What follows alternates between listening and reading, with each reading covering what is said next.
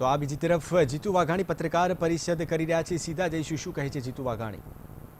મજા કરતા હતા, આપણે પણ જોયું છે એમના ચહેરા ઉપર પૂર પીડિતો માટેની જરા પણ સંવેદના નથી. આ જ કોંગ્રેસનું મૂળ તત્વ બતાવે છે. 2 મિનિટનું મૌન પાળવાની પણ સૌજન્યતા અહીંથી ગયેલા કોંગ્રેસના ધારાસભ્યોએ ત્યાં બેંગ્લોરમાં બતાવી નથી. આ જ ગુજરાતની જનતા જોઈ રહી છે ને એનો રોષનો ભોગ હજી પણ કોંગ્રેસે ક્યાંક બનવું પડશે.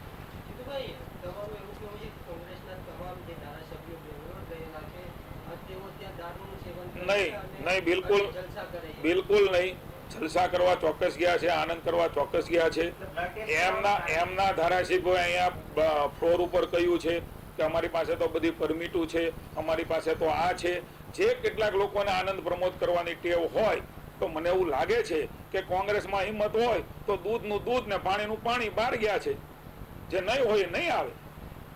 એટલે આ પ્રકારે ભારતીય જનતા પાર્ટી ઉપર આક્ષેપ કરે છે.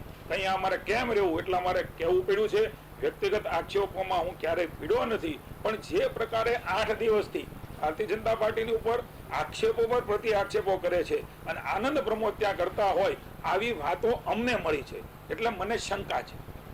ગઈકાલે રાહુલ ગાંધીની અહીંયા હાજરી હતી ને ગઈકાલે ખાસ કરીને સોશિયલ મીડિયા પર બેઠી વાત કે વિજય રૂપાણી અને નીતિનભાઈ પટેલ વચ્ચે ઘટનાઓ થયો છે અને શાબ્દિક ઝપાટા.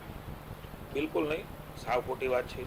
કોઈ જ ઘટના બની નથી, કોઈ જ વસ્તુ બની નથી. અવારનવાર વિજયભાઈ અને નીતિનભાઈએ વારંવાર કરી. પાર્ટી તરીકે હું પણ સ્પષ્ટતા કરું છું અને કોઈ વજૂદ કે તોલ આપવાની આવશ્યકતા નથી. કોઈ ચર્ચા જ થઈ નથી. એવી વાતો વિના કારણ એ કોઈને કોઈ રીતે કોંગ્રેસ આખો મુદ્દો પૂર પીડિતોનો ધ્યાન ડાયવર્ટ કરવા માટે થઈ અને કંઈક લઈ રહ્યા છે. એટલે પૂર પીડિતોની સહાય કોંગ્રેસ આવે, સાચા અર્થમાં આવે અને રાહુલ ગાંધી એના પ્રતિનિધિઓને ત્યાં મોકલે તો મને એવું લાગે છે કે સાચા અર્થમાં એ લોકોની સેવા થઈ ગઈ.